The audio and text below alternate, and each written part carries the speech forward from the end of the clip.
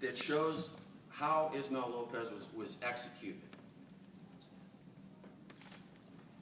The police officer rides up on his motorcycle, as indicated right here, pulls up on his motorcycle. Ismael Lopez was simply out looking for a friend, a loved one. Ismael Lopez is coming out the gate right here. He then sees police officers coming toward the location where he is. He obviously is terrified. He's scared. And the reason he's probably scared is because some of the Long Beach police officers might target him because he's Latino, doesn't have any hair. He's probably afraid he's going to be profiled, right? So what does he do? Ismael Lopez comes out of the gate and then he does a U-turn. He does a U-turn. He doesn't go toward any of the officers. Ismael Lopez wasn't approaching any of the officers. Ismael Lopez didn't pose any risk at all of any harm to any of the Long Beach police officers. He hadn't committed a crime. And then what happens then is Ismael Lopez does the U-turn here. He looks, he's got his body like this. He's kind of to the side then, to the officer. And the officer just stands up on his motorcycle, if you can believe this, and just pulls his gun out and starts shooting.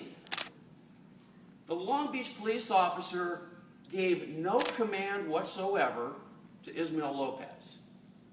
There was no dialogue at all between the Long Beach police officer, who just pulls up on his motorcycle, stands up on his motorcycle, takes his gun out, and starts shooting away at an innocent, unarmed, young Hispanic man. Ismael Lopez hadn't committed a crime. He did nothing wrong that evening. Ismael Lopez was not involved in any of the altercations that were reported to the Long Beach Police Department. And what does this police officer do? He pulls up on his motorcycle. He sees a Latino. Hey, that's the guy. I'm going to get up, boom, I'm going to shoot him, and I'm going to kill this kid.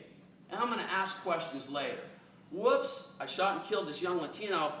Let me pat him down. Uh-oh, I don't find a gun. Mm-hmm. Oh, boy, gee, gosh, I hope there's a knife in his pocket. I can't find a knife.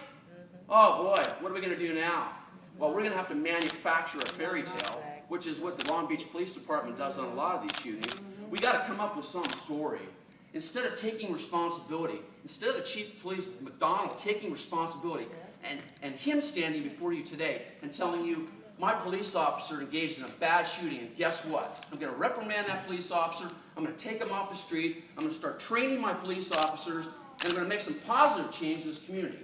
Chief McDonald didn't do that, and that's what he needs to do to start making change in the city of Long Beach. He needs to stop hiding behind the building over there in downtown Long Beach, and he needs to step up and admit for once, admit that in the last 8 months, his police department has executed 2 people, Doug Zerbe and now Ismael Lopez.